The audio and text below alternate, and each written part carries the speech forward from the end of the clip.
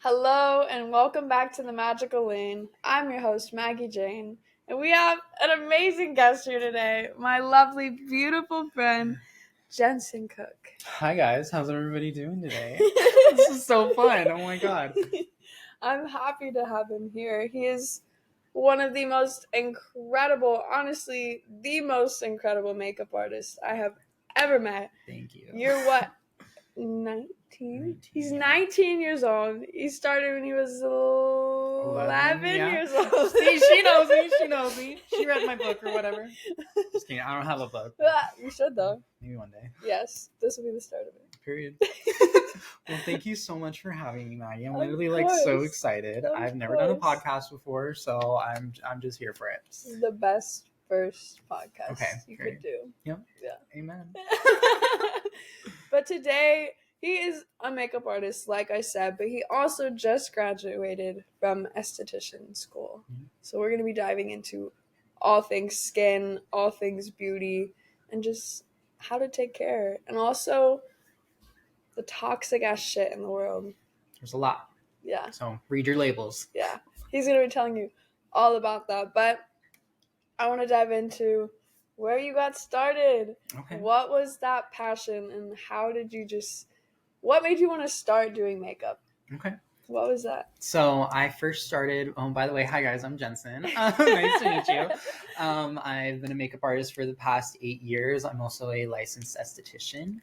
I first started when I was 11 years old, and I actually started out doing special effects makeup. Mm. So I was doing like zombie makeup, cuts, scars, bruises. And it was just like a fun little hobby for me to do, like at my bathroom sink after school. Bathroom sink. No, literally, I call it my bathroom sink hobby because that's literally what it was. And I was just using like cheap Halloween makeup that you buy at like Walmart during Halloween time. I was using like glue and like paper mache type styles to just make my little creations. Like it was nothing serious. They It's were just... so good though. Oh, were they though? I don't know. If you go back to my Instagram, it's a little... I'm gonna put his Instagram in there. Oh god, they're thank amazing. You. Thank you. I keep them on there just because like it shows the growth, even though it is a little cringe of me being like 12 years old, like me as a zombie, but like whatever. It shows the growth, so I keep them on there. Anyway, so I just loved like the world of special effects. I was really inspired by like movies like Mrs. Doubtfire, The Grinch. I loved The Walking Dead, and I just loved how they took these normal people and like turned them into these crazy creations, and they did it just using makeup. So I kept on going with it, just like posting on my Instagram, just for shits and gigs. Can I cuss on here? Yes. Okay. Please. Okay. Sorry. All that fun. Okay. I was just doing it for like shits and gigs, and I just loved it so much. I kept doing it. And then I started eventually learning different avenues of makeup. So I got into like body painting and illusion makeup and more like fantasy type stuff, and just like really pushing my limits and my boundaries, like creatively. Yes. And about my freshman year of high school, that's when I got into doing beauty makeup. And at the time I was still trying to like figure out who I was, and I like wasn't ready to show the world that, which I feel like is pretty valid. So I'd be up till like 4 a.m. just hiding in my bedroom, like doing a full beat on myself, and just playing with colorful eyeshadow. And I eventually got comfortable enough to show the world like, hi, like I like beauty makeup too. Like, I love the glitter. I love the glam. I love the lashes. Like, it was just fun for me. And I just kept practicing it, and I started practicing on my friends a little bit more. And then around my junior, like end of my sophomore year into my junior year, that's when I like started taking it more seriously, and I started like freelancing. So I started doing wedding makeup. I started doing like the girls' makeup for like prom and homecoming at my school. And I just kept growing. And my photography teacher at the time in high school, shout out Mrs. Cherry, love you. She ran her own photography business. So she taught me like how to create my website, how to make contracts. Awesome. So like I appreciate her so teachers. much. No, we really do. That's so awesome. Yeah, no, she helped me a lot of just like how to like run a business and like how to market yourself. And I just like kept going with it, and it just got bigger and bigger. And then my senior year, that's when I did my first fashion show with Arizona Fashion Week. And I actually had a client. I love it. So how I got introduced to Arizona Fashion Week, I had a client. And this was last year, right? Yeah, this was my senior year, so a year and a half ago now, almost 2 years. I had a client who actually used to be the creative director for Maybelline. Okay. She lives here in Scottsdale now. We're in Arizona. And I'm originally from Pine Top, Arizona, up north, small town. And her and her fiance at the time were going up there to do an engagement photo shoot. And she found me on my website and booked a makeup appointment with me. I think I remember you telling me. Yeah, this. And shout out Julia, love her.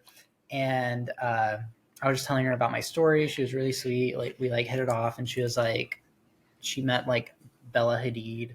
Yeah. And like Gigi Hadid, she worked with Gigi a lot. She like showed me pictures with them together, and I was like, awesome. It was wild. And she told me, she was like, I'll do whatever I can to like help you, because I see your vision, I see your dream, like I want to help you. And I was like, oh my god, thank you. So like a few months go by, and she sends me a link to an application for Arizona Fashion Week for the hair and makeup team. So I applied, and I got in, and I was like, oh my fucking god, no way.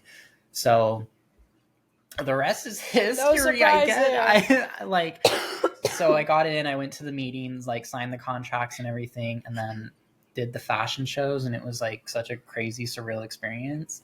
Because like you always dream about doing it, but like things like that, but once they like hit and you're like physically there doing it, it's just kind of like, well, how did I get here? So that was really cool. And then I went back the year after that and did the fashion shows again, and obviously you were there modeling. That's how we met. Yes. And that was the first year. Yeah, it was the first year we met at so great. I remember at the media party. We literally like walked up to each other and we were like, oh my god, hi. And then we were just kind of like clicked. It was amazing because like you were just so cute. Aw, I had this like full. I still have the pictures of us together. I had like this like full crazy beat on and like a turtleneck, and you looked so adorable. And out of everybody there, I was just like, this guy. Oh, this is the guy. And like I appreciate it so much because like I was like, I'd never been to like an event like that, and there's hella people there, and it was like a little overwhelming. I was literally like FaceTiming my friends outside, like, oh, this is scary, but I'm gonna do it anyway. And I'm like so glad I did. And then you like came up to me and we started like talking, and it just made me feel like so much better. Like that was my first like big thing too. Yeah, that was my first runway. We were literally in it together. Yeah, that's so crazy. Love it. I love it so much. Full circle. No, literally. Aww. So all the fashion show stuff happened, and then I just kept going with the makeup. I was freelancing, doing brides, making money from it, and that was like really cool. I want to ask, whenever you started doing freelancing back in high school, what was the first thing you ever charged anybody for your makeup services? I think I charged like $50 for like a full beat. Okay. Like it was just like a flat like, okay, $50, like I'll do your makeup. And like they would, like the girls that I would do would literally like just come to my little house and like sit in front of my vanity in my room, and I would just paint their face. I love that. What do you charge now? So for brides, my main thing is like bridal makeup. Yeah. Which I've kind of put on pause ever since I've been in school, but I'm trying to like get back into it. Anyway, hit me up for your wedding. Trying to get back. I'm trying to get back into like doing bridal makeup. I just took a little break because of school and all that. Yeah. But for brides, I charge $150. For the bridesmaids, it's $130, and then for the mother of the brides or groom, it's $120 plus whatever the travel fee is on top of that. True. So I feel like that's pretty solid. Yeah. I feel like that's per person. Per person. Yeah. That's definitely pretty solid because like weddings, on average at weddings, how many people do you do? On average, it's about 4 to 5. Okay. I've had a wedding where I did 10 people in one day, and that was... That's a good check. It was really good money, but it was also very exhausting too. Yeah. I don't think I would do it again. Yeah, unless I had some help. It's a lot of people. Luckily, the bridal party was really fun. They were all really nice. They just all wanted like just simple natural makeup, but that's still true. A lot of interaction. Was it just you? It was just me for makeup. How long did that take you? What time did I get? I think it took like 6 hours for everybody. Just back to back. Literally that's back. Literally to back. Fashion show shit. No, literally. Like, how many? Whenever you did Arizona Fashion Week and got into fashion shows, how many people do you do in that like, I don't know, they give like you that like time 5 span. hours. Yeah, I feel like. It changes per show, but I think like the first show we ever did, it was like 4 hours. Yeah. 4 to 5 hours, somewhere around there, which sounds like a lot of time, but when you're in the chair getting glam and hair and makeup done, like it goes by like that. One show I did, I think it was for All Saints. I did 8 people that day, or no, 9 people, excuse me, 9 people's makeup. The day before, I think I did like 5 or 6. So it just depends like what the look is, because some looks take longer than others. But if you're getting into fashion shows, expect to do some makeup. Expect to have a lot of people in your chair. It's a lot. I feel like last year, I don't know if I'm exaggerating, but I feel like I was in a chair for like 4 hours. Yeah.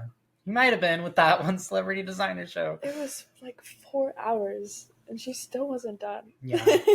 I was girl. I will say, horrible. If anybody's wanting to get in, like any makeup artists out there wanting to get into fashion, like you better learn to work quick and learn to cut corners where you can, because sometimes you have only 30 minutes to get a full beat on with lashes, and that's a little intimidating. It's intimidating. Yeah, so that's the fun of it. And don't put hairspray on people's faces. Yeah, don't put hairspray on people's faces. They make really good setting sprays out there now, so you don't need to put hairspray on people's faces. Yeah, not at all. No. Oh, that's amazing. Yeah. Okay, so you did your whole makeup journey, and you're still doing it. Mm-hmm. You're going so far, and I know you're going to be doing special effects for movies, because if you don't, you're gonna. There's no You're option. gonna, that's gonna happen. So, like, did that make you fall in love with skincare? Yeah, so it seems like a drastic change from like zombies to like bridal makeup. Like, I totally get it. But I just fell in love with like helping people feel pretty about themselves, and like obviously I will never preach that somebody needs makeup to look pretty. Like, I literally work on skin too, so like I appreciate a fresh, natural face, but it's just fun to change people's looks and change their appearance, and it's cool. A creative expression. No, it really is, and it's really cool when somebody gets out of your chair and they're feeling themselves. You know what I mean? They're like, okay, and I'm just like, me every time you did my makeup. No, literally, like, it's so fun. So I don't think anybody needs makeup at all. I will never preach that. I just think it's something really fun. It's a fun thing to experience, and why not? Life's too short. Just put the red lipstick on. It's not that deep. Facts. Makeup, it comes off. But anyway, so what got me into aesthetics and like skincare and all that, through high school, I struggled with my skin personally. Like, I was always having breakouts. It was just the whole thing. So I was constantly trying different skincare routines, and obviously at the time, like, I didn't know much about skincare, so I didn't really know what I was doing. Mm-hmm. And it just kind of made my skin worse, and like, that's on me for my lack of knowledge. A lot of high schoolers. So my skin was constantly over exfoliated. I also have facial hair, and at the time I didn't let it grow in, so I was constantly shaving with like a traditional razor, so that was over exfoliating my skin along with all the other skincare I was using. So I always was kind of struggling with that. And then also, people that got in my makeup chair, like especially at weddings and stuff, and like the mothers of the brides or the grooms, like they would get in my chair, and I could feel that they were really self-conscious about their skin, because you know, as we age, we obviously, you know, get fine lines and wrinkles and hyperpigmentation, and which is totally normal, but it really takes a toll on people, and it takes a toll on their mental health. Definitely. And I could really like sympathize with all the girls that were in my chair feeling self-conscious, because I was like, damn, like I feel you. I've been through that. Yeah. And I was always just really wanting to learn more about skin and skincare, and I was really fascinated by like how skin worked and like the histology of it all and the science of it all. And I was like, well, why not go to aesthetic school? Yeah. And I've always loved taking care of people too. Like, I've always loved like physical touch and like just helping people. You give the best massages. Thank you. Thank you. I love it. Bear paws I have, but yeah, I just loved like creating a relaxing environment for people. I loved like helping people create like a safe space to where that they could be vulnerable in front of somebody and not like really have to feel so vulnerable, if that makes sense. Yeah. So I got into esthetician school. I just graduated last week. Yay. Big accomplishment. I went to Image Institute in Scottsdale, Arizona. Shout out Image, love them. How long were you in that program for? I was in the hybrid program, so meaning that I had online work and then I was only there a few days a week. Okay. So typically it takes about 8 to 9 months to finish that program, but I went in extra whenever I could to hurry and get my hours so I could get my license. So I ended up finishing in exactly 6 months. Oh, that's so awesome. Yeah, so I started November 21st and then I graduated May 21st. I love that. So literally exactly 6 months. And then I go back in July for laser. That's a whole other world. Yeah, we'll get into that. But yeah, so that's a little bit about my journey. And it's a beautiful journey. And Thank you. I love that you've been so in touch with your passion from such a young age. I had no other option, Maggie. I really had no other option. It was either this or I don't know what the fuck I was going to do. Well, I feel like that's one perspective, but you didn't need any other options. Yeah. Because you just loved it. I really did. I do love. Yeah. I don't know. I just, if you've met me, you know how giddy I get over, makeup and just painting people's faces. I love it. Yeah. It's so fun. I never get tired of it. Thank you. Good. You were made for this shit. Thank you. Made for it. I think so. Everyone does. Thank you. But yeah, I'll never stop loving makeup. And I was scared when I got into aesthetics that I would maybe lose my passion for makeup a little bit. Okay. And why do you think that is? I was scared that I would love aesthetics more than makeup and that I would leave my roots behind. I know that sounds so cheesy, but I was kind of a little bit fearful of that.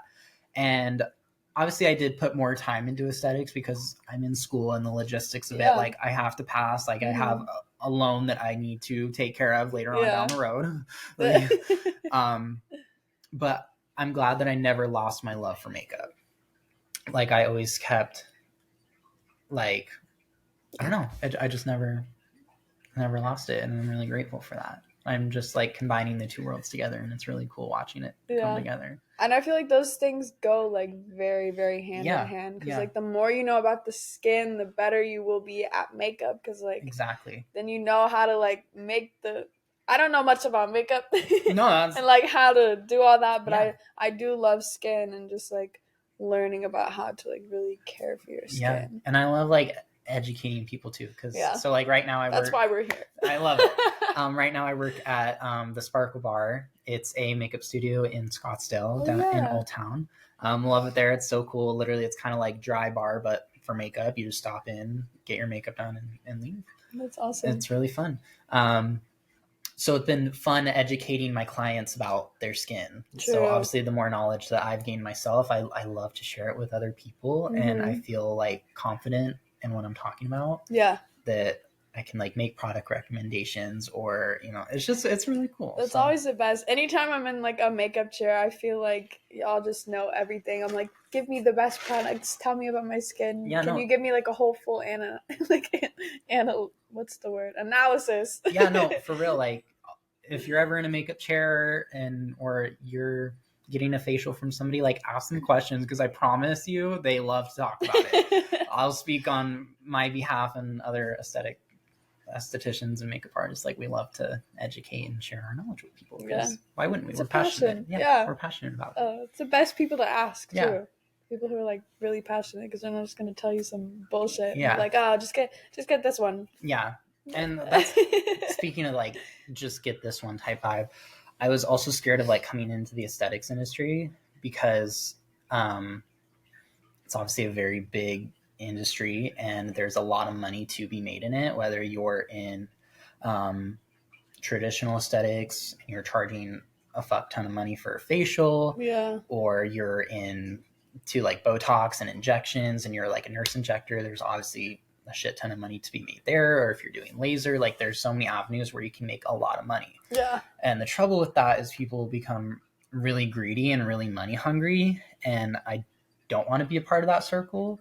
Of course, we all want to be successful and, get our bag. You can do that without the greed. Exactly. So I kind of made a vow to myself that I would always help people first and help people with their skin and make genuine product recommendations and genuine home care that's actually going to help them rather than just making a quick buck.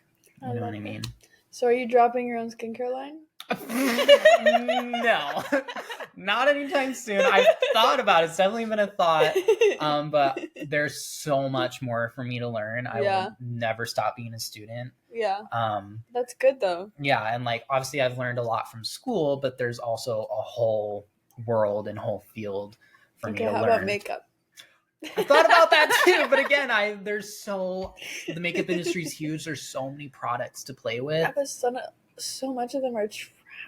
Yeah, there is trash for you. They may look great, but yeah, it's definitely crossed my mind. I don't think it's in the stars for me at this moment. Well, no, definitely not. But future. In the future, like I feel like I could see it. If I was in the right place, I would definitely heavily consider it. I love that. Yeah. I want to get into just like the effects of makeup. How does makeup truly affect the skin?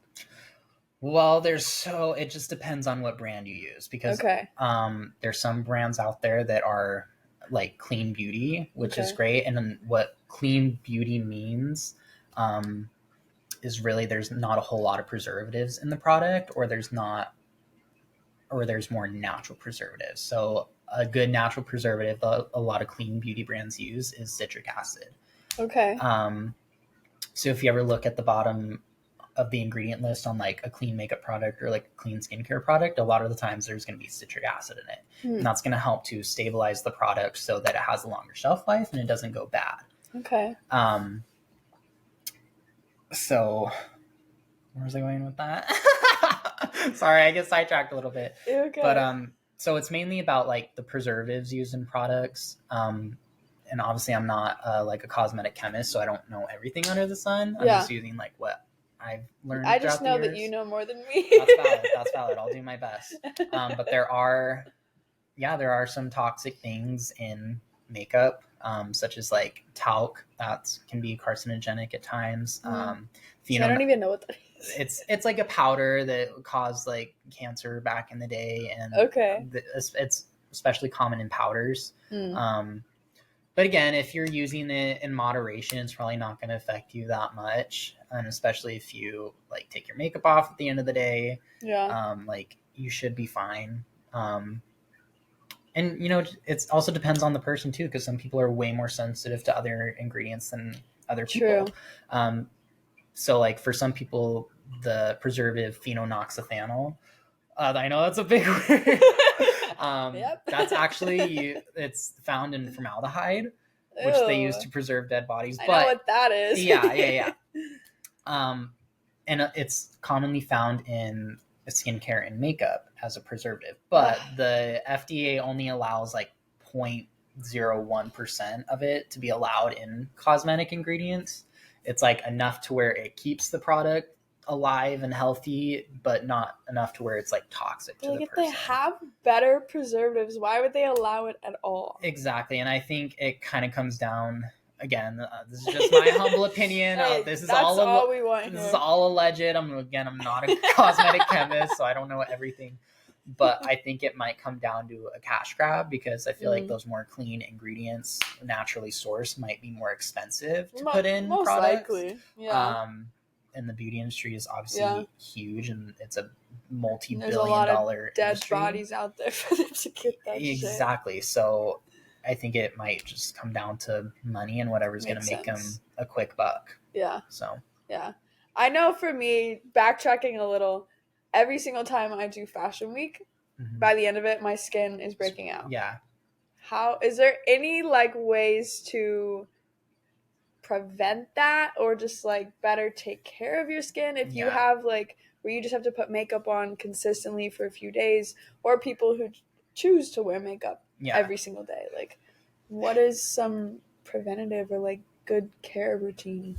It's kind of hard for fashion shows just because you're in so many different makeup artist chairs, and every makeup artist has different products in their kit. Yeah, so and it's on for like 7 hours. It's on for 7 hours. It's a lot of makeup is cotomogenic, which means that it's pore clogging. So if you ever see a product that says non-cotamigenic, that means okay. And the cotamigenic scale is kind of BS a little bit. It all just kind of depends on the person. Yeah. So if you ever look for products in the store that say like non-cotamigenic, that means it won't clog your pores. Interesting. So, I don't know if I've ever seen that. Yeah, just pay attention to it, especially if you're more acne prone. Yeah. But it's just kind of hard for fashion shows because, you know, and I hate to admit this, but some makeup artists out there, they're not very cleanly, meaning like they don't clean their palettes, they don't clean their brushes very good, Yeah. they don't clean their tools, which obviously can lead to bacteria, and bacteria can also play a big role in acne. Yeah. So if you are a model and you are in 40 million different makeup chairs throughout a period of 7 days, as soon as you can when you get home, take your makeup off, do your skincare, do a double cleanse. Yeah, I usually do that. Maybe even 3. Maybe even 3 if you need to. As far as at home and you're just using your own makeup, look at the ingredients of your product. You can literally Google every ingredient on a foundation bottle or in a skincare bottle. Like, we have so much power at our fingertips. True. So have you heard of the app Yuka? Yeah, I use it because of you. Yeah. Use that app. It's YUKA. It's the like app signal icon is a carrot, but it'll scan your beauty products if it has a barcode, and it'll give you like a list of ingredients and give you a rate out of 100 of how bad they are. Yeah. And it'll tell you like each ingredient and like the most toxic one in the product. And then it'll also give you better recommendations that are closer to that 100. And it scans food too. Yeah. So I definitely recommend that app, especially if you're more into that more clean beauty, That's not sponsored, by clean skincare. Not sponsored, I wish. Soon. Manifest. But yeah, as far as like home care, a lot of people don't wash their brushes regularly. Wash your brushes regularly, especially if you're using cream or liquid products. What's that regular like time At least frame? like once or twice a week. Okay. I know some people are like, ooh, that's a lot. It's really not. It takes 5 minutes. Yeah. Your shampoo in the shower works great. Dawn dish soap works really good. Okay. Just do a quick little 1, 2, 3 on some warm water and some soap. Yeah. I always recommend spraying just a little bit of alcohol on the bristles just to kind of sanitize them a little bit. True. And then just leave them out to dry while you go to school or you're at work, and then they're ready for your next makeup application. Yeah. And then also like educate yourself. Educate yourself on like your skin, because everybody's skin type is different. You know, the products I use may work great for me, but they may not work great for you. Yeah. And that's totally okay. It doesn't mean the product's bad. It just means it's catered to different skin types. And the same goes for makeup too. Yeah. So just experiment, find products that you love and that work great for you. Read the ingredients on them, find out what you're sensitive to. You could even go to like, I don't know, your physician or something and get like an allergy test and see what might make your skin a little bit more sensitive. Yeah. I want to get one of those like face analysis things done, telling me like exactly what my skin needs, the skin type, and, like why. Because like I know my undertone is very pink, so like I know that's why my skin is like a little more slightly red. Yeah. But now I want to learn more. Like that's something I really, really want to do. Yeah, it's cool. Skin's crazy because there's so much that goes into it, especially if you're like dealing with acne. Like I've dealt with hella acne in my life. Yeah. It can be hard to treat because it's not like a one size fits all type of thing. There's so many different avenues that can contribute to acne, whether it be your diet, hormones. Big emphasis on that diet. Big emphasis on diet. You know, what we ingest shows in our skin. Yeah. So for me, my biggest problem is sugar. I love sugar. I love soda. I love a good Dutch Bros moment. I love candy, and that shows up on my skin. Yeah. If I take in a lot of sugar, like your glucose levels obviously go up. Yeah. And that can increase your sebaceous gland production, which is your sebaceous glands are what produce your oil in your skin, and that can contribute to acne. Is a high glucose level that you said that increases? It can increase. It can increase that? It can increase your oil production. Same with stress too. So when people talk about like stress breakouts or I'm breaking out because I'm stressed. Yeah. When you're stressed, it releases a hormone in your body. And that hormone also increases your sebaceous gland activity. So meaning you're producing more oil. I know you're not a woman, but have you learned about like that and like the menstrual cycle? Do you? A little bit, yeah. And again, I'm not going to talk on this too much because again, I'm not a doctor, I'm not a physician, but I am a licensed esthetician, so I know a little bit. I'm just curious. Yeah. So, again, same, that kind of goes along with hormones, especially if you're on your period or you feel like your hormones are out of whack. A lot of in women, they'll break out in the jaw area. Okay, I feel like mine's like right above, in here, in there. So the reason that happens is because your body's producing more. What's the male? It's not testosterone. Estrogen. No, that's the female. And androgen. Oh, you want the male? I don't. Or is it androgen? I think it's androgen. Don't quote me. Correct me if I'm wrong. I don't know. Like during that time period, your body can create more androgen, and which is a male growth hormone, and a lot of times women will break out in here because that's where the beard area is. So your sebaceous glands are more active in that area, if that makes sense. Yeah. So that can be a cause of acne too. Again, the products you're putting on topically on your skin can contribute to a lot of it, especially if you're over exfoliating. Yeah. And you don't really realize it. If you're using products that just aren't fit for your skin. So it's a lot. I know that there's so much that goes into it. So I'm still learning about it too. So just do your research, go to your dermatologist, go see an esthetician, get as many people involved with your skin as you can and just learn from it. Yeah. So I feel like that's how you can pick up the best knowledge. Yeah. See, I'm also on the side because Elijah, for example, doesn't do shit. Yeah. So many guys, they're just like, oh, I just use body soap. Their skin's just glowing. Yeah, so I'm just like, where's that balance? I think it's because... So I don't know. This is my theory. Yeah. So let's hear it. This is going to sound gross, especially coming from an esthetician, and we're all about like, cleaning the skin and all that. But we have our thing called our skin barrier, right? And our skin barrier is built up of dead skin cells. It's sweat, dirt, oil, like all those kind of combined together create our skin barrier and protect us from the outside world. And I feel like a lot of men have that extra protection because a lot of men don't really care that much about skincare. And if they do, it's like they're not having a 40-step skincare routine. Yeah. So they have a stronger barrier. Okay. Meaning that they're protected from the elements more, if that makes sense. So would you say that like, using like a lot of products all the time or like exfoliating, that breaks down that barrier? It can break down your skin barrier. That's why you don't want to over exfoliate. Yeah. Because we obviously want to get those dead skin cells off. Yeah. But we don't want to over exfoliate to the point where our skin's like raw and it has really no protection. Yeah.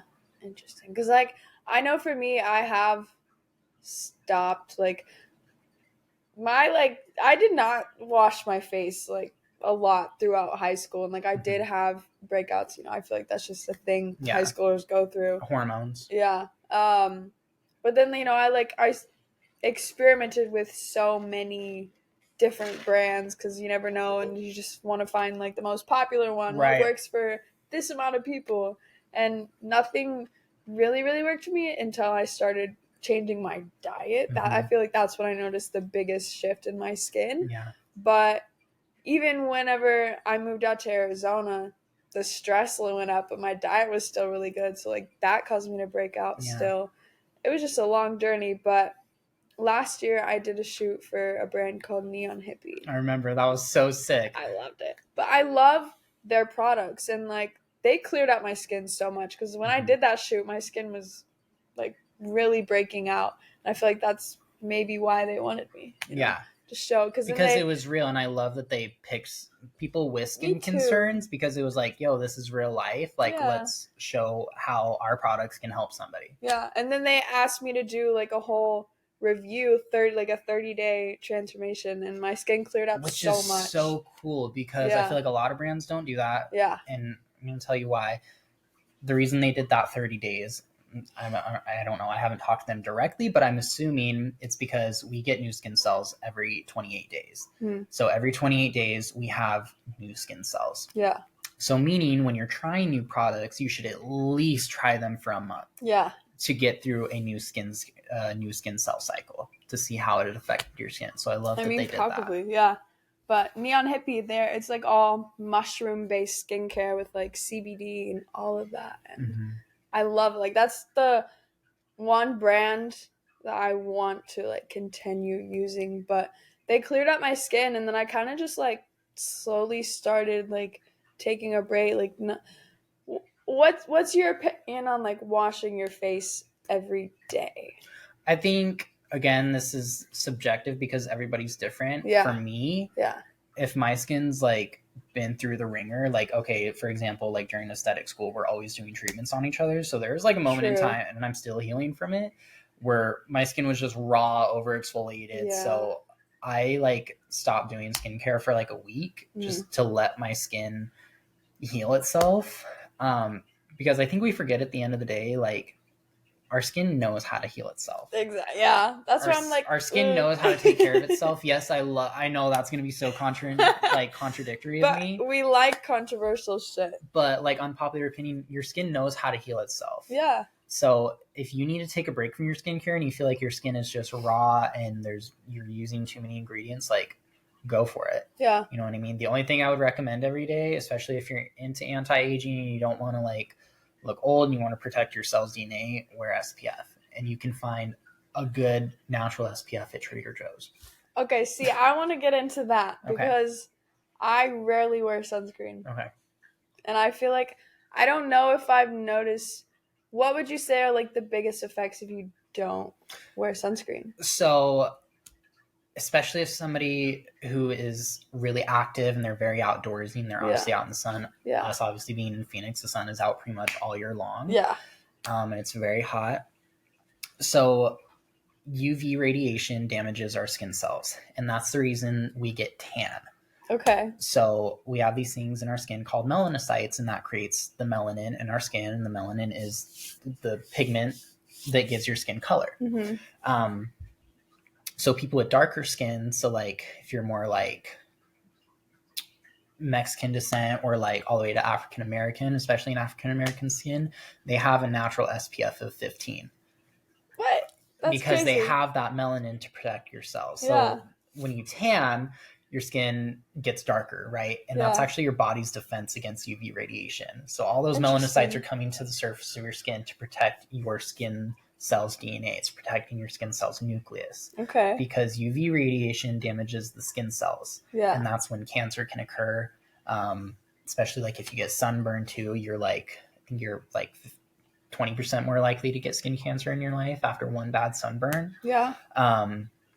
And UV radiation can also damage your collagen and elastin in your skin and also create hyperpigmentation. So have you ever noticed somebody that's like been outdoorsy their whole life and by like their 50s or 60s, their skin's really, really wrinkly, has a lot of sunspots? Yeah. That's all sun damage. Okay. Because it's really damaging for your collagen as well. Have you ever left a pool noodle out in the sun all summer?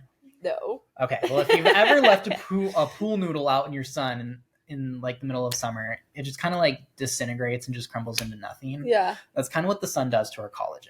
Okay. And the collagen is what gives our skin firmness. So anywhere where you have wrinkles or fine lines, that's where your collagen is kind of depleted a little bit. Right. My smile lines under my eyes. Yeah, so over time, and that's like a muscle thing too, just from smiling. But if you have like deep wrinkles in there, or if somebody has really bad, not really bad, but like severe acne scarring where their skin's like indented, there's a loss of collagen there. So the collagen's kind of like the mattress in our skin. It gives our skin our firmness and our like bounciness. And it can also damage your elastin too. Yeah. And the elastin is what gives your skin that like stretchy effect. Yeah. So see when I pull up my knuckle and my skin like snaps back down, that's because I have a lot of elastin. And somebody who may be older, if you pull their skin up, it kind of might stay there for a second. Yeah. That's because they've lost their elastin, which is normal with aging. Like it's normal to lose your collagen and your elastin. But if you want to preserve it as long as possible and keep your skin healthy as long as possible, wear SPF every day. Yeah. And that doesn't mean there's different types of SPF too, because some people are against it because they're like, oh, there's toxic chemicals in it. Let's talk about those types. Okay. Because I'm one of those people. Yeah, which is valid, and people only know what they know. Yeah. If you're concerned about toxic chemicals in sunscreen, I would automatically go for a physical SPF. So a physical SPF is going to have minerals in it. Okay. And the minerals are going to deflect the UV rays. So have you ever put on a sunscreen and you put it on and it has like a white cast to it? Mm-hmm. It's most likely a mineral sunscreen, because when you put it on, that white cast is deflecting the UV rays off your skin.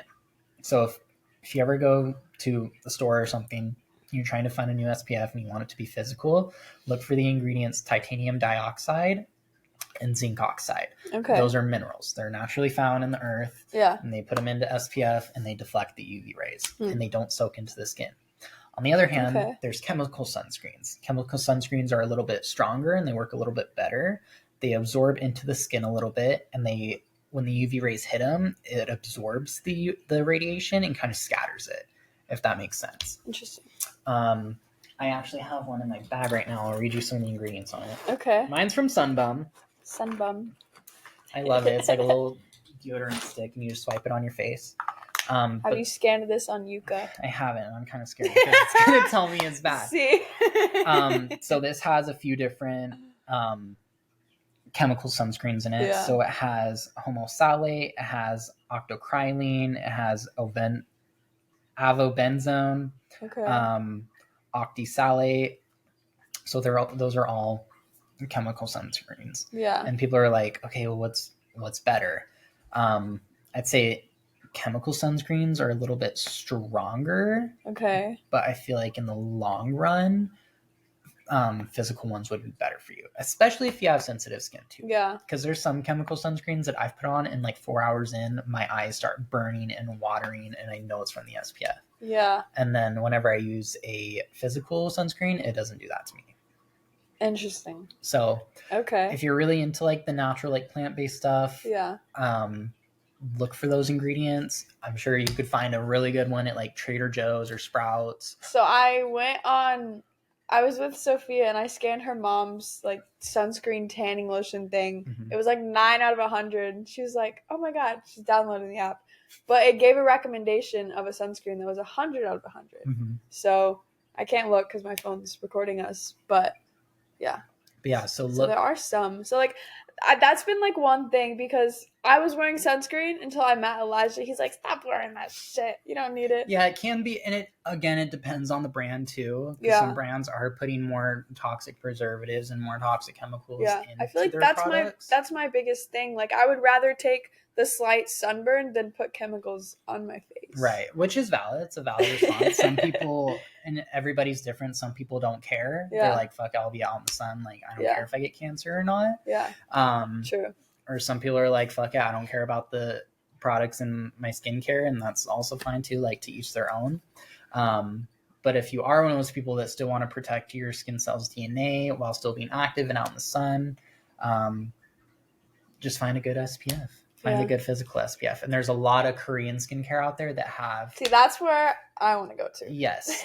So Korean skincare is like light years ahead of what we have here in the US. They're like, their technology and their science is literally crazy. So I don't know the specific brands that have good ones, but I know there's a lot of Korean skincare brands out there that have clear SPFs and that they're clean ingredients. They work really good. See, because I want to get one at least for the face, right? At least for my face, because I do model, so like I can't have the sunburns all the time, right? Especially now being back here, but I'm only here for a few more days. Yeah. So, but yeah. Thank you for saying that about the Korean skincare. Honestly, anything Korean skincare is fire. Yeah. They have some really good stuff over there. Isn't that like the COSRX? COSRX, yeah. They're a Korean skincare brand. However you want to say it. No, it's COSRX, yeah, whatever. Yeah. The snail mucin stuff. Yeah. That stuff's fire, by the way, especially if you have really dry skin. Just putting that out there. I tried. They have, is it hyaluronic? Mm-hmm. Hyaluronic acid. Like, moisturizer cream. Yes. Okay, so I used to use that, but it's really, really good. It's very, very hydrating. It just didn't work out for me because my skin gets a little bit more throughout the day, so I don't need that extra hydration. Okay, see, but I'm like the opposite. Yeah, so that'd be really, really good for somebody with dry skin. It's rich, it's creamy. It was so like I just felt like cold air on my face. Yeah, no, they have some really good stuff. It's so good. Yeah, I wonder if they have sunscreen. I would assume so. I haven't seen one that I know of. I could be so wrong. Yeah, but I'm definitely going to research afterwards because sunscreen, it's important. It's important to protect your skin's health, especially from the sun. Like all these little spots right here, like freckles. So this is actually sun damage. This is hyperpigmentation, and that's not. Is that what it is? Yeah. So that's your melanin coming out to try to protect your skin. Okay. And people with a Fitzpatrick 1, like you. So the Fitzpatrick scale, it was created by a guy named Johnny. No, his name's not Johnny. Anyway, his last name was Fitzpatrick. But he created this exposure scale to measure people's tolerance to the sun. Yeah. So some people, like you, would fall under Fitzpatrick 1. So that's people with really pale skin. They're typically redhead with blue eyes. Meaning that her tolerance to the sun is like not that great. So you probably go out in the sun and you burn really fast. Yeah. And it's probably hard for you to catch a tan, right? Yeah. A little bit. I mean, my arms, since being in Arizona, my arms, like, I can tan in Arizona, but I also, like, I don't want it. That's valid. That's valid. So your melanin's trying to come out to protect your skin. It's trying to create an umbrella to protect your skin cells' DNA. Okay. But some people's melanin deposits differently. So in fair skin, your dendrites, or which are like the little I know I love it. So many terms. So your dendrites are like these little guys that have these like little tentacle arms, and they deposit melanin packets throughout your skin. Okay. And your dendrites, like, you have less than somebody with like darker skin. Yeah. It's like somebody who's more like Italian or like Hispanic. Okay. Somebody with just like that naturally occurring like more brown skin. Yeah. They're gonna tan way more easily because they're producing a lot more melanin. Mm. Your melanin production is like lower. Yeah. So your dendrites are like not working as hard as theirs. Okay. That makes sense. So that's why it's only in like these little patches instead of like all over tan type of vibe, if that makes sense. Okay. Interesting. Yeah. Interesting. Yeah. And that also comes from like genetics. Yeah. Like what's your heritage? Like probably like I know like my dad's side was like Scottish, but I think my mom, I want to do, I've been talking about this so much. I want to do like the ancestrytree.com thing, cool. But mom, correct me if I'm wrong, but I'm pretty sure she's like little Mexican, maybe like some Native, I don't know. Yeah. But my mom tans very well. Like my sister, as a baby, she would get like dark. Really? And then I would just burn. Yeah. So you probably get that from like your dad's side, because your dad's like the redhead, right? Yeah. Okay. Yeah. My dad, my brother, his mom was. Yeah. But I also have like, where is it at? Maybe it's just like some of like these sunspots. Are these? So this would be more of a birthmark. But that wasn't there when I was a kid. It wasn't? No. Did you like have an accident and did this scar? I don't think so. That's so weird. Because I have like another one here, and then I have this big one on my arm too. My only birthmarks that I know, I mean, it could be, but I swear that wasn't always there. But it's been there for many, many years. But I do have my little jelly bean birthmark. It looks like a jelly bean. Cute. And then I have one here. Mm-hmm. So this is a birthmark too? I'm gonna have to look at my baby pictures, because like it's this whole area. It's either a birthmark or just from like being out in the sun. I don't know. But I swear this one was not always there. I don't want to say what it is because I'm not a dermatologist, so technically I'm not allowed to like diagnose people. So I'm not looking for a diagnosis. It's okay. But that's interesting about freckles. Yeah. Because I know like my dad is just like covered in freckles. Yeah. Everywhere. So that he spent like a lot of time in the sun. Yeah. Yeah. I think he used to work outside. Like factories and shit. That's interesting though. I didn't know that. So like my body's trying to tan. Mm-hmm. But it's like, I can't. Yeah. I can't feel it all.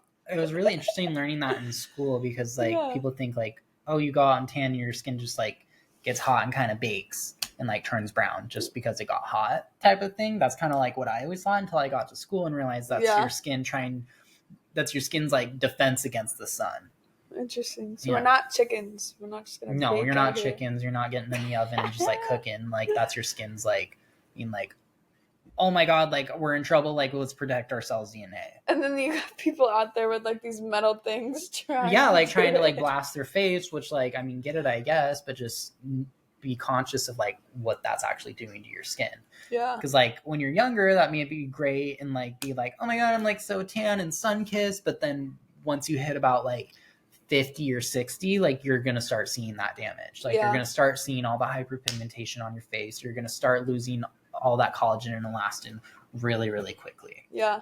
It was funny because before I came to Arizona, I would tell people like, I'm gonna tan, watch this. And then I came out here and I did start to tan. I'm like, wait, no, I don't want to tan. I'm like, I want the pale. Yeah. And now I feel like my arms just like, they're a lot darker than what they were before I came to Arizona. Yeah. I'm like, I don't like it. That's valid. But they're great. That's valid. I love my body. But yes, my legs, pale. And then some people are like, well, how do I get tan if it's so bad for me? Use a self-tanner. Yeah. Go get a spray tan. Tanning is not necessary either. No, it's really not. I don't need to do it. It's a societal thing. Yeah. Yeah. Yeah, no, it really is. Yeah. But I never understood that. To all the pale girlies out there, you're seen, you're loved, you're heard. Embrace it. Embrace it. We love our pale people. And like, this is just for me personally, like I've never looked at somebody and been like, she's not tan enough. Like people do though. I mean, I've seen people with really bad spray tans or like bad fake tan, and I'm like, it would have just looked better if you did. Unpopular opinion, it would have looked better if you hadn't done anything at all. 100%. That's just me. But I do appreciate a good, well done spray tan. I've gotten them before. I liked it. Yeah. So yeah, that's just my humble opinion. I think I was asked for like a swimsuit shoot to get a spray tan. I was like, are you kidding me? Like, I'm a fucking redhead. People expect me to be pale. Right. Yeah, no, that's valid. That was ridiculous. I was like, no, fuck you guys. I think I still did the shoot though. Yeah. Okay, I have a question for you, Maggie. Yeah, okay. All right. So going back to the makeup. When you put makeup on, how does it make you feel? I don't like it. That's valid. I hate makeup. Do you want to tell us why? Well, I just like being in the fashion world. Okay, well let me start. When I do my makeup, it's mascara and brows, maybe blush, maybe lipstick.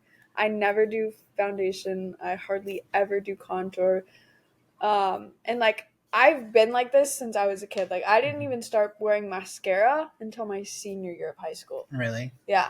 So I just like I never understood it. I didn't get the hype around it. I'm like, why would I want to put things on my skin when my skin's like already trying to heal itself and like it's breaking out? So like I never liked it. And then like it just started to become this whole big thing. Like my sister loves makeup. Makeup girly. She wants to go to cosmetology school. She's really good at doing her makeup. And I'm just like, that's great. And like people would always want to like do my makeup, like friends in school. They're like, oh, can I do your makeup? And they want to put like the black liner or black mascara on me because it pops on me. But I'm just like, that's just not cool. Your journey. Yeah. And the makeup that I do use is redhead makeup, so it matches my hair. Like I haven't worn black mascara for myself in over a year. Like I maybe own some, but they're just in a drawer somewhere. Yeah. But probably expired. Yeah, probably. But I don't know, I hate the way it feels, first off. Like I hate a full face. I have a necklace on. I hate a full face, so like that is one thing that I really struggle with being in this industry. Like even for my shoot I did the other day, the guys there, they're like, oh, I love getting in the makeup chair. That's my favorite thing. Yeah. They just massage. Like it feels so relaxing. I'm like, this gives me anxiety. Yeah. Also because I am so pale skin, a lot of people can do pale skin, but a lot of people don't recognize that my skin is pale with a pink undertone. They probably go yellow. Yeah. It's not yellow. So like you can look at me and see that it's pink.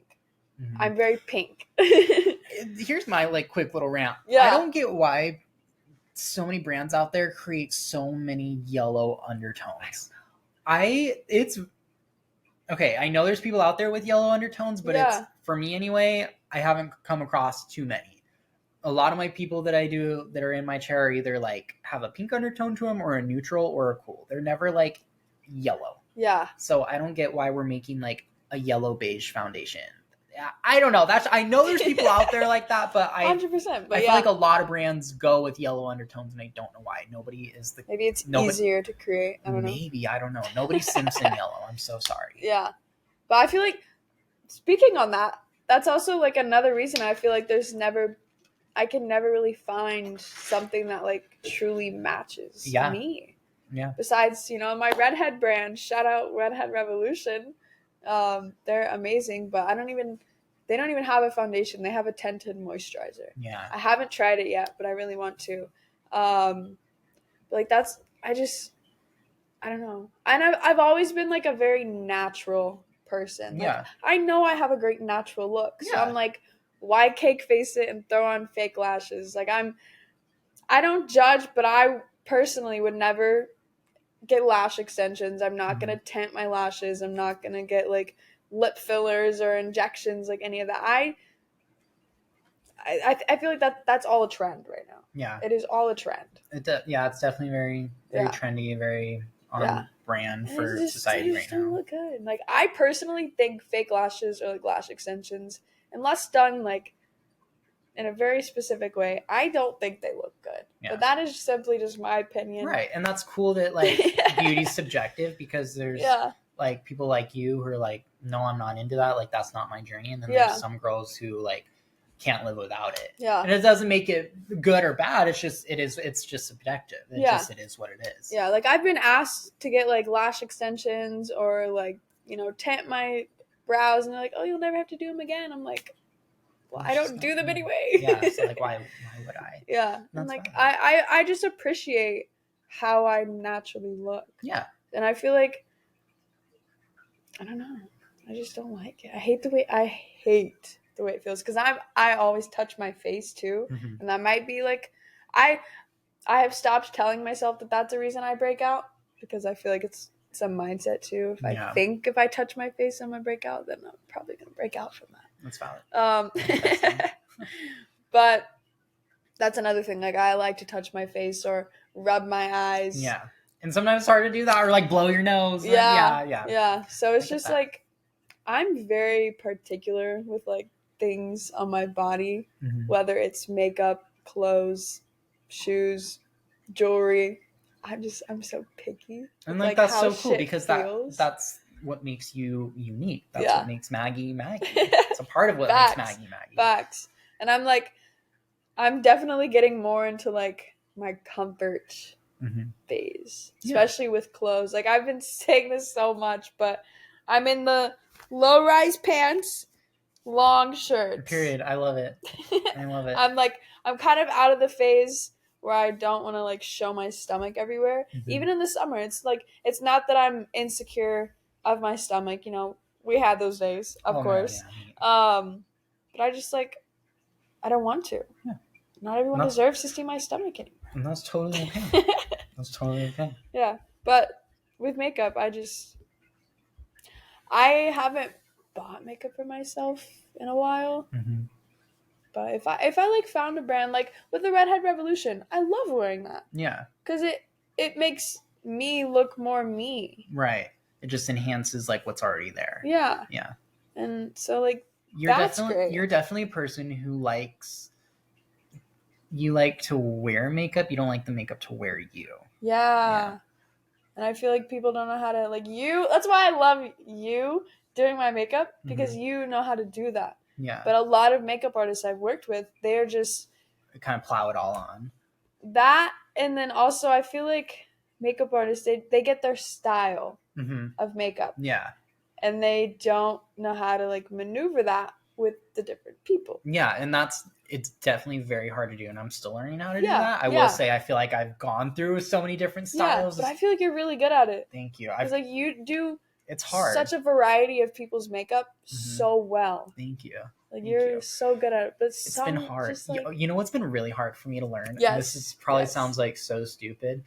Natural looks have been really hard for me to learn. I feel like I got them down, but especially in beauty makeup, like when I first started, like I was learning, trying to do like the full beats and like the crazy colorful eyeshadow. So like that's kind of where my mind automatically goes, is just put it on and make a mask. That makes sense. Yeah. So it's been a journey trying to like tone it down and really understanding like a natural soft look that people like.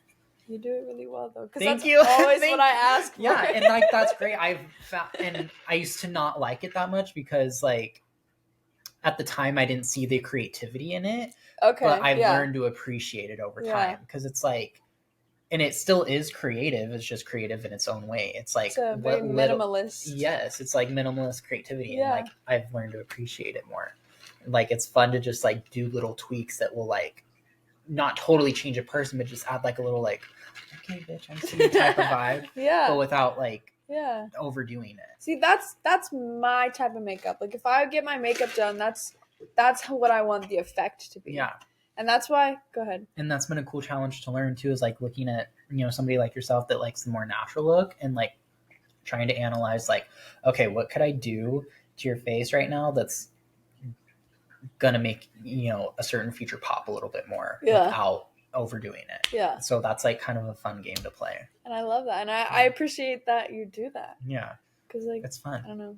But I know I can't like complain when it comes to like fashion shows that much, because like you guys are doing so many models and just like you have a very limited amount of time. But I feel like that's where I experience it the most. Yeah. Because you have a picture of the makeup look you're doing, and you just copy paste that on like everyone's look. It's it's hard sometimes because that look kind of just becomes like a little blurred. Yeah. You know what I mean? Yeah. Because everybody's face is different and not every model has the same face as the reference picture that we're looking at, if at all. Yeah. So it's going to look a little bit different. Yeah. So, but it's fun to try to create this inspo and put it on something else and try to still make it look similar to the reference picture, if that makes sense. True. Yeah. You know what I mean? Yeah. That's something that I'm like trying to appreciate. Yeah.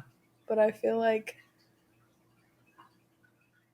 I've only done Arizona Fashion Week, so this is the only experience like I have to speak about, but I feel like not the big glam does not always make the look better.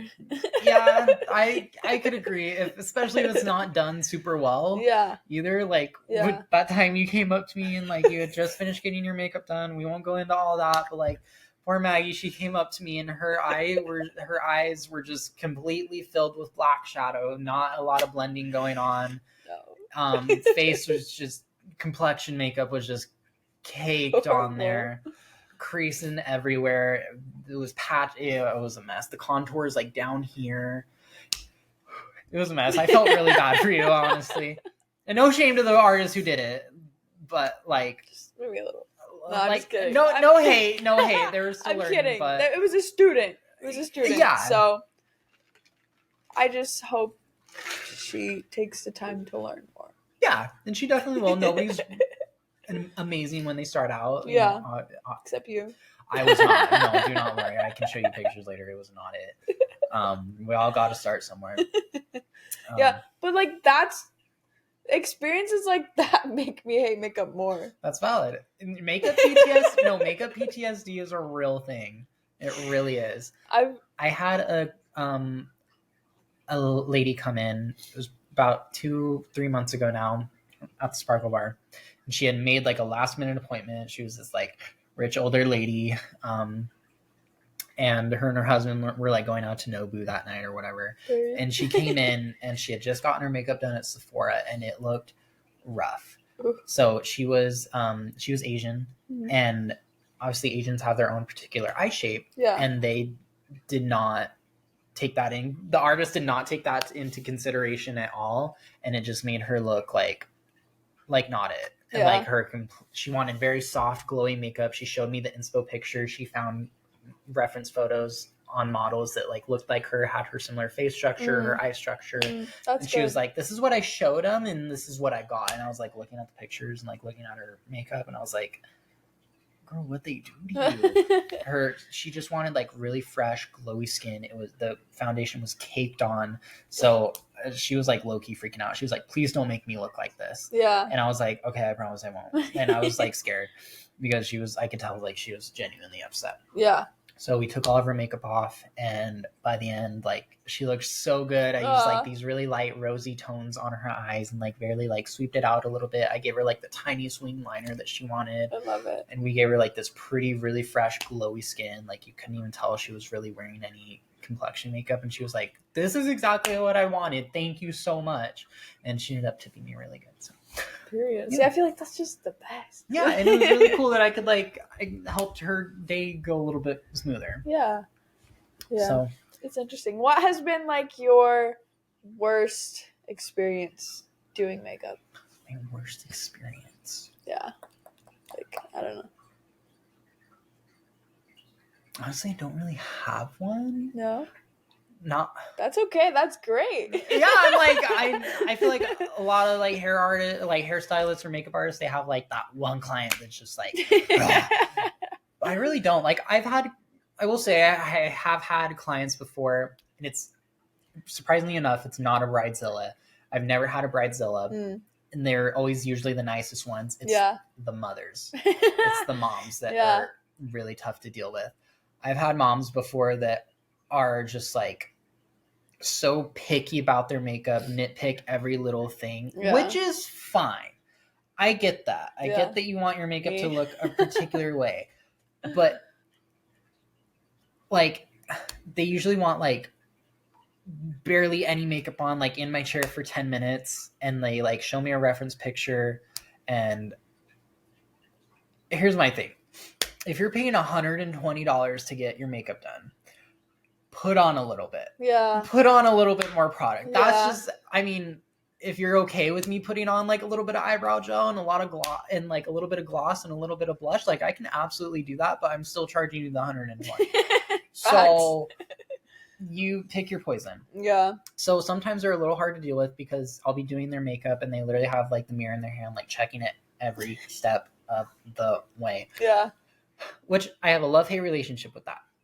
I love it because I know by the end they'll like their makeup and there's going to be no like surprises at the end, and they're telling me exactly what they want along the way.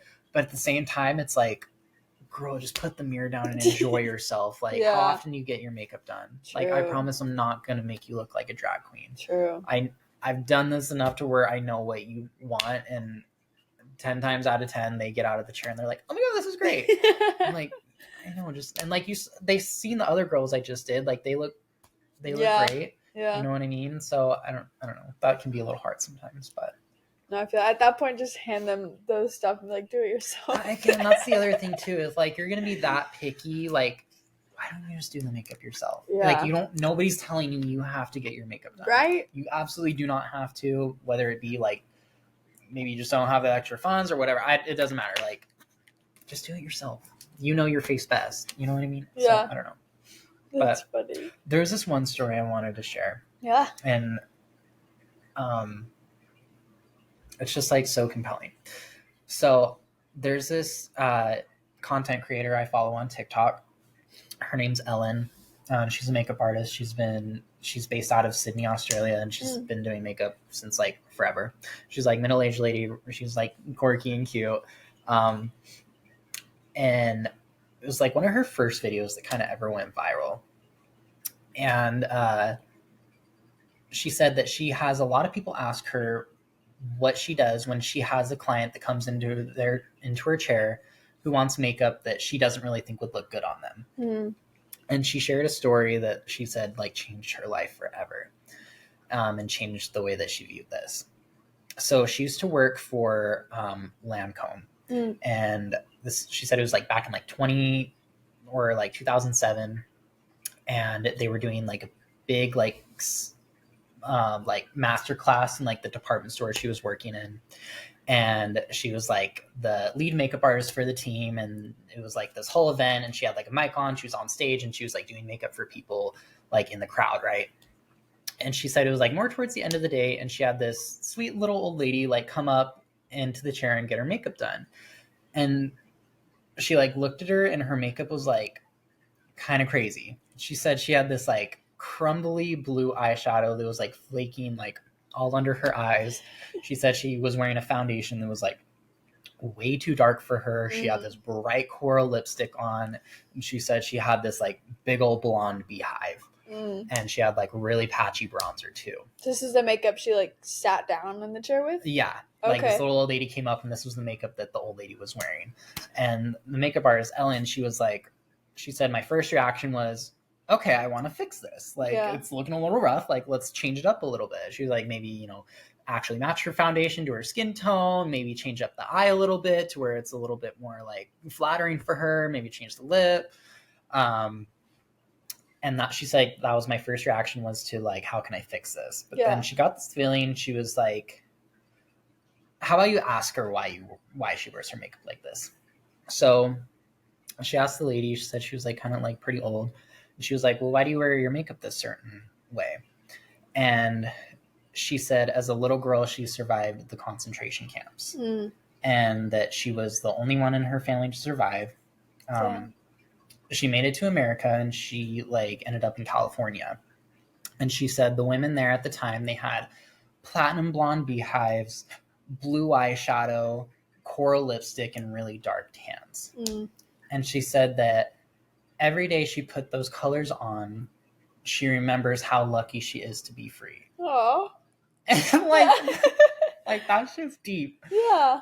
And she was like so like taken back by that. She was like, oh shit, like I can't undo that, So she said she did her makeup the same way that she had came in. She just fixed it up a little bit. She said she put a little primer on her eyes so that her blue eyeshadow like wasn't crumbling everywhere, made her bronzer really even, and like she made her look the same way she came in, just a little bit more pristine. Yeah. And she said her husband came and picked her up. He was a sweet little old man, and he said he looked like just the day that she had met her, or that he had met her. And her message in all this was that our jobs as makeup artists isn't just face paint.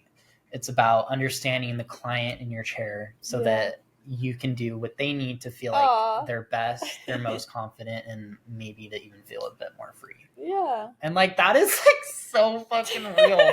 Like that's beautiful. Anytime I like watch that, like I go back and watch that TikTok sometimes, and I just like because like I feel like a lot of artists like don't think about it that way. Yeah. And, like that's so real.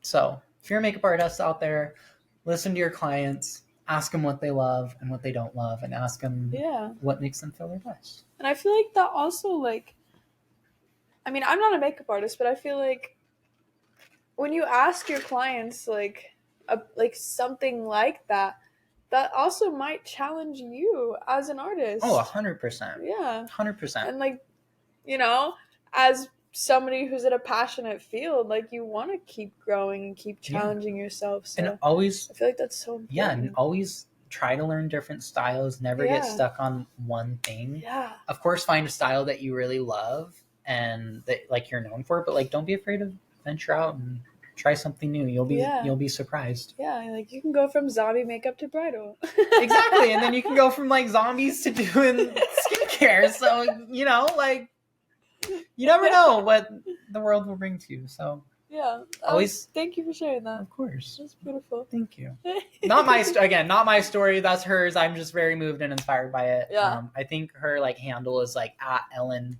Ask Ellen something on TikTok. Anyway. Okay. Just look up Ellen, makeup artist. You'll find her. She's a really cute Australian lady. Very talented makeup artist, by the way. But we love that. Yeah. Oh. So. Okay. Well, I want to go back into skincare. Okay. And we touched on a little bit of like the toxicity in skincare. Do you have like a favorite? What are like? Okay, this is a question I want to ask. out of like all the skincare you use, whether it's like vitamin C, moisturizer, hyaluronic acid, what would you say are like the key ones to have for your skin? You said you have more oily skin, so I'll let you speak on that. Okay, so I like to I try to keep my skincare routine pretty simple. If I knew I was out in the world all day, maybe like outside or playing in the dirt or whatever, if I had like makeup on that day, I'll always do a double cleanse. Okay. And I just use like a La Roche-Posay cleanser. It's nothing fancy. It's like their foaming cleanser. It's like for more oily skin. So I'll use that. And then if I need to exfoliate that night, I'll go in with my Skin Script Raspberry Defining Scrub, and that has glycolic acid and salicylic acid in it. Okay. So the glycolic acid is going to give you a little bit of chemical exfoliation and kind of break down those desmosomes. And the salicylic acid is also going to give you a bit of exfoliation inside your follicles and help with acne as well. Okay. And then afterwards, I just go in with a light moisturizer. I use this one from Real. It's literally at Target. It's from Korea. It's like a Korean-based skincare brand, and they're made for like acne-prone skin. Okay. So it has vitamin B12, which is really good at like helping to restore the skin barrier. Yeah. Because more healthy your skin barrier is, the less likely you are to have breakouts. It has succinic acid in it, which is really great at just kind of calming and soothing the skin. It has a mine-rice enzyme complex in it, which I haven't found much research on that. Anytime I've like Googled it or try to research it, it just brings up that product. So I'm assuming it's some sort of like very light exfoliant, because enzymes typically help with exfoliation. Yeah. So I use that, or if I just want my skin to feel a little bit lighter, I'll just use snail mucin as moisturizer. Yeah. That's been my moisturizer. Yeah. All the time I was in Europe, just because And some people will disagree, because some people will be like, you need a moisturizer to lock it all in. Here's my thing.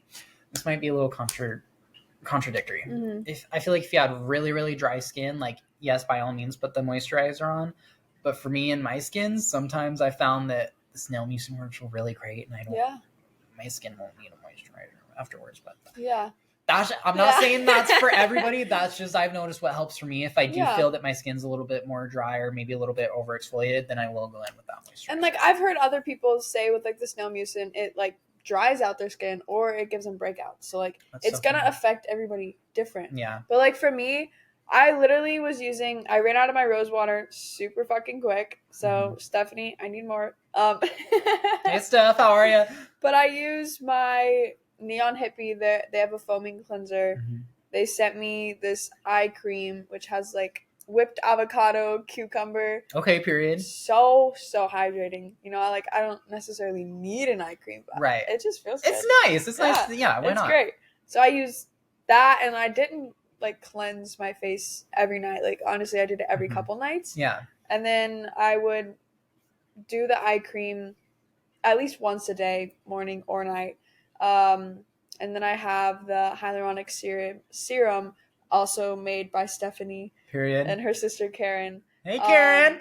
Love them. Literally, they're so fun. And then the snail mucin. Like those are the 3 products I've been using the last 3 months. Yeah. And I feel like your skin looks very hydrated. It looks very glowy and plump. So thank you. Whatever you're doing, keep doing it. Yeah. It did feel like kind of dry for like a little bit. And then I don't know what it was. Maybe it was because I started drinking electrolytes packets in my water. But it just started feeling so hydrated again. Yeah. And it doesn't, like, with the snail mucin, using that as a moisturizer, it's not like that their other product, like the hyaluronic moisturizer, like, it's not going to feel that way. Right. So the snail mucin is more, it says, like, snail mucin power essence. Yeah. So an essence is, like, it's not quite a toner, but it's not quite a serum. It's kind of like in the middle. So, like, snail mucin is kind of like, almost like, not watery, but kind of. A little bit, like, goopy. Yeah. It's, like, a little bit thinner than a serum, but not quite like a toner. So they call that an essence. Okay. So that's why it doesn't feel so heavy. Yeah. But like, and sometimes I want the heaviness. Like I love a good soaked moisturized Me too. face. So I feel like there's a time and a place for that. Personally, my skin doesn't like or need that every night. Yeah. Yeah. I would say same. Yeah. And sometimes it does. It's, you know, Yeah. They call that like skin cycling or whatever, where you use like one product one night and a different product the other night to replace it. So yeah, if your skin needs a break, like listen to your skin. Yeah, literally listen to your body. Get off social media. There's so much info out there. There's some really good information out there, and there's also some really bad information out there. Yeah. And there's gonna be dermatologists and estheticians that have been in the game for 50 plus years that are going to tell you like you better cleanse twice a day, you better like always have something on your skin. Yeah.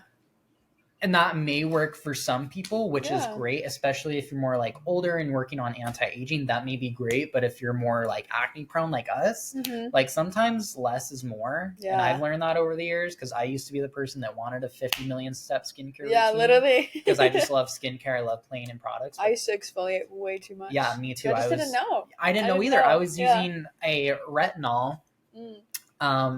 And also using salicylic acid twice a day combined together, and not moisturizing my skin as I should. And I wasn't wearing SPF with it. So my skin was raw and just so shitty. Yeah. But I feel like, look at you now. We're learning. So hydrating. We're learning. I'm definitely getting. Looks great. Thank you. I gave myself a little facial last night. Ooh. So. And I just microneedled myself like 2 weeks ago, and my skin always breaks out after microneedling. So everything's like kind of coming to the surface, and I'm still trying to heal from that breakout. But for the most part, she's all right. So I love that. I still haven't done that. I don't know. It can be a little intimidating.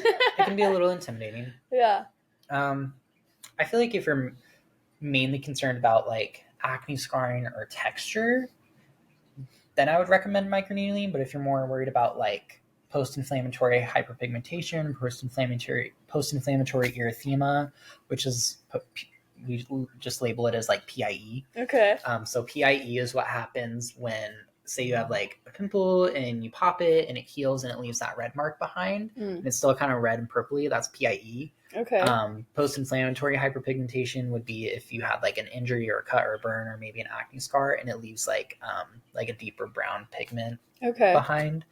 But yeah, so if you're dealing with stuff like that, I'd recommend maybe just like, if you want to go real serious, you could do a chemical peel, or you could add a tyrosinase inhibitor into your skincare routine.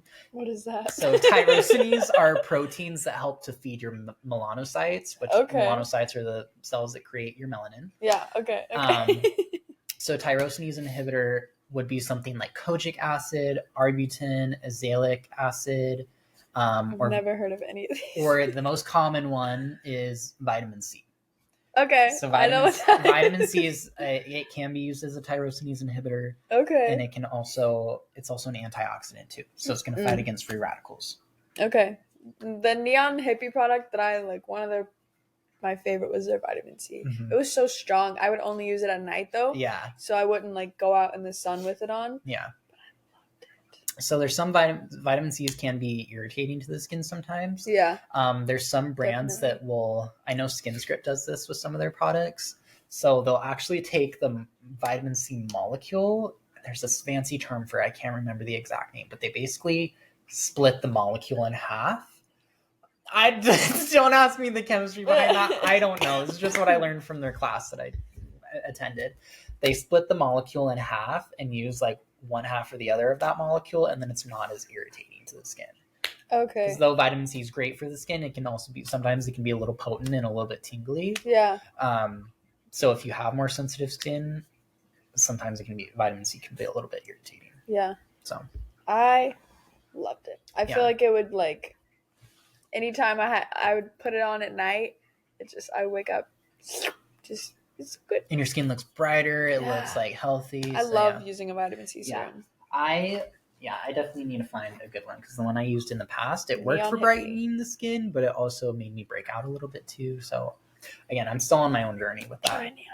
Okay, I'll definitely look at them. I saw their prices one time and I was like, woo! Yeah. I might be able to put get my a discount. Away. That's the beauty of like working with brands. Yeah. If I message them, use code Maggie at checkout. Yeah. I'll be like, can I get a discount code? I'm sure they would give you one if you asked. Yeah. Also for myself, do you want to do another partnership? No, for real, like a little PR moment. Yeah. I love it. Let's get another one going. Yeah. Yeah. if you're like wanting to get into skincare and you don't know where to start, which I don't blame you because there's so many products and brands out there, it's definitely overwhelming. Start with a simple cleanser, a simple moisturizer, and a simple SPF. Yeah. And then you'll be fine. Yeah. Use your SPF in the morning. Use a good moisturizer at night. Or there's even hybrids out there where they put SPF in moisturizers. I know CeraVe has a pretty good one. It's just like an SPF lotion. Yeah. That can work. Yeah. Okay.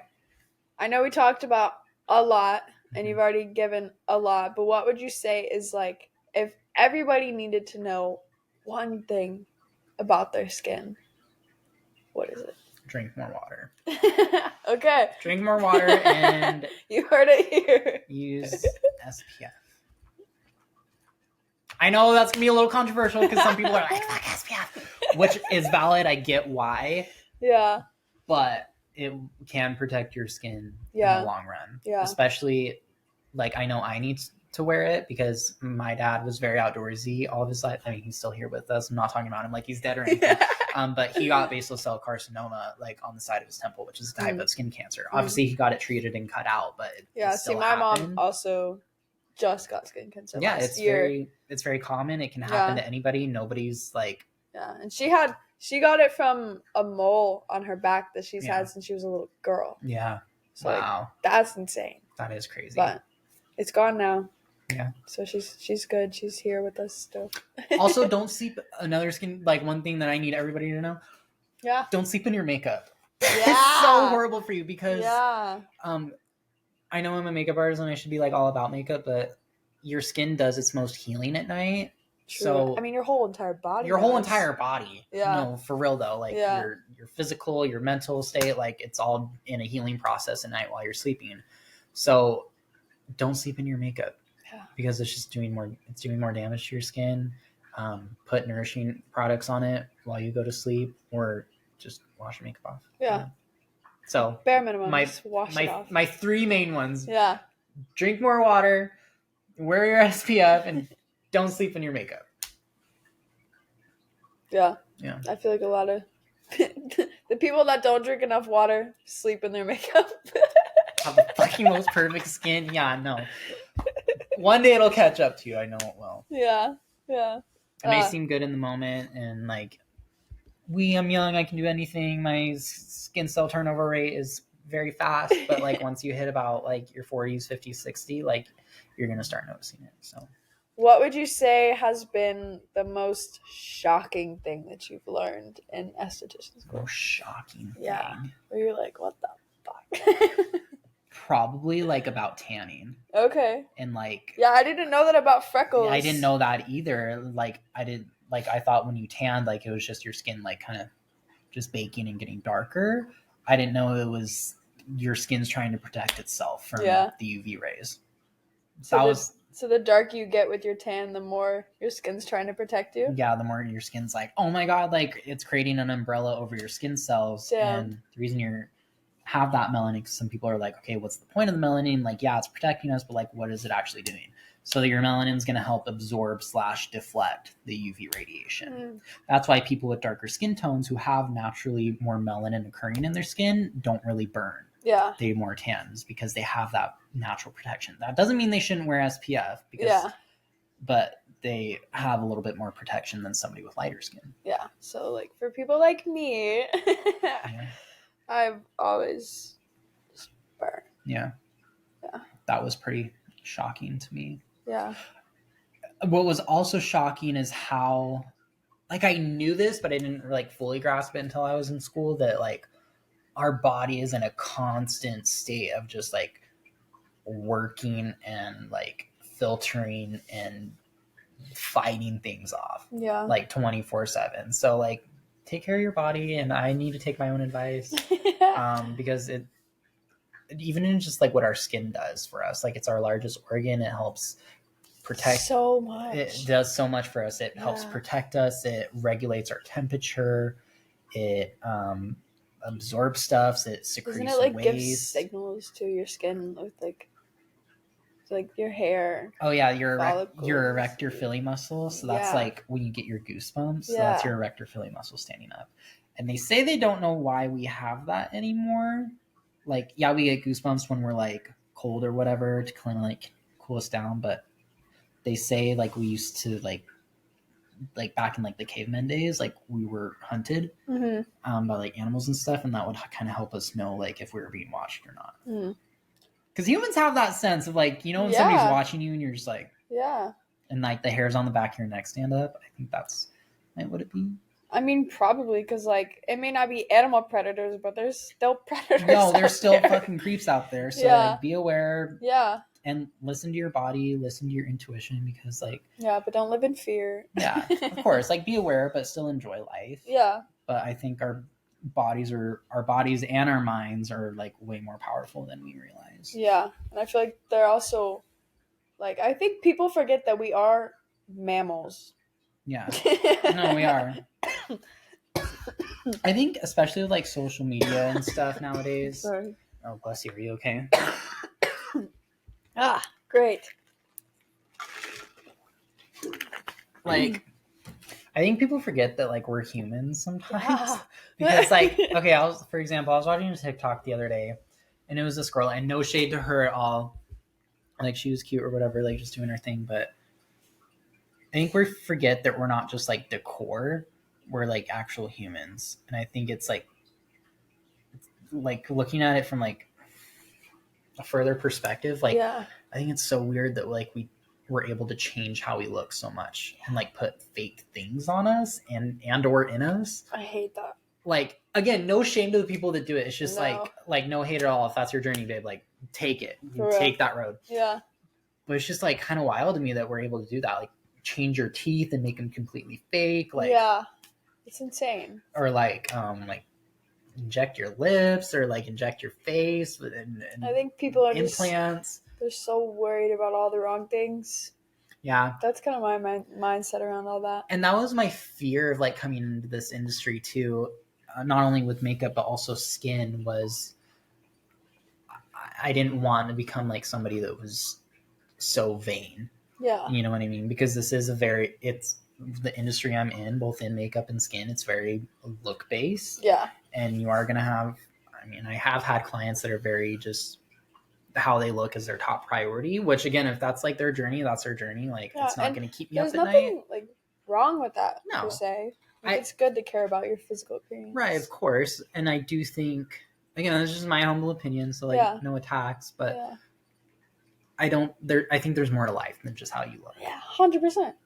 100%. Yeah. And I feel like my opinion on those who get, like, again, no judgment, no shame, you do you, but my opinion on those who, like, get surgery or get the lip fillers or focus on the lash extensions, like, you just don't want to face inside. You just don't want to face what's inside, so you're going to focus and put all your energy on the physical appearance because you don't want to face the internal. Because if you face the internal, you're not going to care about that shit. Right. You're not going to want to change your body. And like, it's interesting. When I got to aesthetic school, I was still dealing with acne and all that. And I was really afraid of like being judged and like being in an environment where of course you're working and looking at somebody's skin from like this far away with a magnifying lamp and a really bright light. Like, all my classmates have seen my raw skin. They've seen me with hella breakouts in my overexfoliated skin, but like it didn't bother me anymore. I learned to like not care because I was just like, so what? Skin is skin. Like, it's not that deep. Same. So it made me not so self-conscious about it. Yeah. And I was afraid it would do the opposite. I feel like that's also why, going back to the question you asked me a while ago, why like my opinion on makeup and everything, like I want to represent that. Yeah. Because like even going to like the fashion events, like if I'm doing my own makeup, I'm not going to put foundation on. I'm not going to cover my acne. I'm not going to cover the redness. None of that. Because like I feel like specifically in that environment, people feel like they need to, or they have to, like, oh, we need to look picture perfect. I'm like, you are already. Yeah. I think we forget that, going back to what I said earlier, I think we forget that we're humans. Yeah. And like, it's normal. Yeah. It's normal. And I also like, for me, like, just like with all social media and everything, I feel like, you know, if you don't have, like, if you have on a really nice outfit, but you don't have on, like, that full glam to match it, it just, like, doesn't do it justice, but I'm trying to like counter that. I feel like you can have on a bomb ass like beautiful gown, and I feel like not have full glam on. Yeah, and I feel like a lot of celebrities have been doing that recently. And like, I love didn't Pamela Anderson do that recently? Yeah, like she was no makeup, was all done up. Was at like the Grammys or some big ass red carpet, and she was like, no like makeup. I want to be that celebrity, and she was just like, I don't give a fuck. Yeah, I'm like, that's so real. That is so real. I do not want to wear makeup. Yeah, to like events and shit. Just and. If you don't, like, there's literally nothing wrong with that. That's just, you're just embodying who you truly are, and you're expressing how you truly feel, and like that's beauty in itself. So. Yeah, I love it, and I feel like that also, like, I want to be that person to like create that permission for others. Yeah, because some people are just afraid of that. Yeah, they're like, no, I need to do my makeup every day just to show up there. I'm like, no, you fucking don't. No, you really don't. I know that probably sounds weird coming from somebody who's in the beauty industry and who's been in it for a long time, but like, again, like, I never looked at makeup as something that women need or men need. It's not a requirement. It's not a requirement to be beautiful. It was just fun for me. It was just fun to like, it almost just felt like I was painting or like doing arts and crafts. Like it wasn't like, I just liked helping people and making them feel more confident in themselves. But I will never be the person to preach that somebody needs makeup. Yeah. And I feel like people like, that's where it started. And I feel like people just kind of took it a little too far. Yeah. And now it's just Don't get me wrong, I love a full beat. I love when people people paint their face and just slap it all on and blend all the colors together like that. I love that. But it's not necessary in my eyes. For me, I'm trying to say, like, in the sense they took it too far is where they feel like they need to do that every day in order to feel valuable. Yeah, or like to show up to work like that, or go to school like that, or just like any like events. Like, I hate that mindset that you feel like you have to cover your pure natural look just to feel like you're meant to be in that space. Yeah, that's valid. I don't like it, but it's so hard because like makeup artists, like that is your passion, so like you need people who want to do makeup because like that's what you guys do, and like I appreciate that and I respect that, but then like the other side, I'm like, I don't know. But we need a balance of it. Yeah, of course. A balance of it. I love that you still have your own perspective, but you still like appreciate people like me who like that's our art and our passion. Yeah. And I also appreciate people like you who like appreciate natural beauty, and like I appreciate natural beauty as much as you do too. But I also love a full beat because it's like I just love painting and putting the colors on and like blending all of them together, and it's just it's fun. And it's beautiful, and I love that. Yeah. Like it's just I mean, I think it's really cool because y'all are painters, but just on a live canvas. Yeah. It's great. 100%. It's so great. Thank you. And I appreciate you. Thank you. I appreciate you. It's so fun. I think that's all I have for you. Yeah. Thank you. That was great. Thank you for letting me just spill my guts out. That was of course. So therapeutic. I had so much that I wanted to say. And I feel like the podcast is so therapeutic. No, it really is. Thank you so much. You're literally creating magic here. Hence the name. The Magical Lane. Yeah. And I can't wait to hear your other guests that you have on. Me too. And I can't wait to have you back in a few years when you're working with like all these big movie stars and everything. Oh I don't know if I want to do that. No? I don't. Let's talk about that. Okay, real quick. So, I don't know. I just like, I don't think I would do good in that type of environment and having that being my everyday lifestyle. Okay. Because like, I don't know. I feel like I'm such a homebody. Yeah. Like, and I love having a small circle. And I feel like with like celebrities, like there's like, yes, it would be so cool for a little bit, but I don't know if I want that to be my entire life. Yeah. And I feel like I would get caught up in it. That's fair. And I just don't know. Where do you see yourself? Like what? And like 5-10 years from now, what is You literally Jensen said this in doing? your podcast last night that I was listening to. That's so funny you brought that up. I see myself being booked and busy and doing what I love. I know that's kind of vague, but a little vague, but okay. I don't know what the next 6 months is going to look like. I can plan it out, and I'll do my best to get to my goals. But at the end of the day, like I could die tomorrow. Like, facts. You know what I mean? Like, so facts. But yeah, I do have goals for myself, but I still want to just keep doing what I love, whether that me having my own business someday, and having like a team of people like work for me, and like we create this like really cool environment where people can come and love themselves and their skin, and do skincare, or in the next room over we have like a makeup chair and people can get all glam and dolled up or like whatever. Like I feel like that'd be really cool. But yeah, I see big things for you. Thank you. For sure. As of right now, I don't think that I'd want to be working with celebrities. I know that sounds like... Okay, if I become a big movie star, I will absolutely do your makeup, because I know you're real and raw. I know you're real and you're raw, and not everybody in the world isn't. And I really love and appreciate people who are just like just genuinely themselves and just real and raw and just like... Okay, as long as I know that I can have you. yes, I will come. That's all I need. Yeah. Oh, okay. Do you have any questions for the audience or for me? Ooh, I like this. What, for the audience, what does self-care look like to you? Whether it be doing your skincare at night, or doing... some people count makeup as doing self-care, like whatever that is to you. Like I'd love to know, because for me, like I love doing my skincare at night. That's part of like my self-care routine, because that's me time. I'm just by myself doing like what I love. Yeah. And like that's my time. Yeah. I love it. What's your self-care routine look like, Maggie? Mine? See, I'm not like super big into like my whole skincare routine right now. It's like very, very minimal. Like I use 3 products. Yeah. But I would say mostly the morning routine. Okay. Getting up. I've been meditating a lot. Love that. So like I'll literally go meditate for like an hour. Yeah. It's like as soon as I wake up. And also just being intentional. I don't know if you listened to my episode that I just dropped about glucose. Not yet. I saw it. I almost watched that one, but I watched the other one. It's so good. But just being super intentional with that. So kind of just like overall throughout my day, being intentional with my body and just like what I'm eating.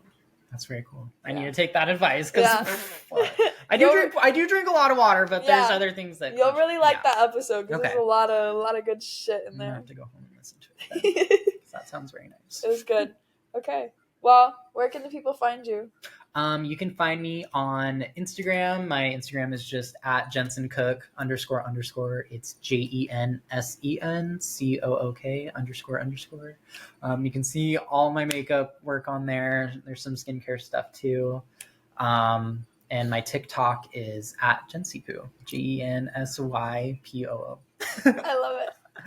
Yay. Well, thank you so much for having me, Maggie. Oh, this has been so fun, so good for my soul. I appreciate mine too. I hope it was for you guys. But go follow him, book him. He's fucking amazing. If you look like me, he can do your skin right. But if you're like the opposite of me, he can also do your skin right. We got something for everybody over here. Yes, he's so good and just such a beautiful soul. Thank you, bitch. Like this is what you'll be hiring. Oh, it's so good. I appreciate you. Yeah. Thank you for listening to this episode. I hope you enjoyed. Make sure you go check him out. If you're watching on YouTube, drop your answer in the comments. If you're watching on Spotify, drop it in your takeaways. Or DM us. Like I said, I'm half back on Instagram. I'll see it eventually. He's on Instagram. Love a good DM. Yeah. So DM us your answers. Let us know. Let us know what you loved most about this episode. What you love most about this beautiful person right here. She's fucking amazing. But yeah. That's all we got for you. Hope you enjoyed. Thank you for watching. Give it a rate. Give it a review. Share it with your friends. Share it with people who need it the most. That's what she said. Peace. Here.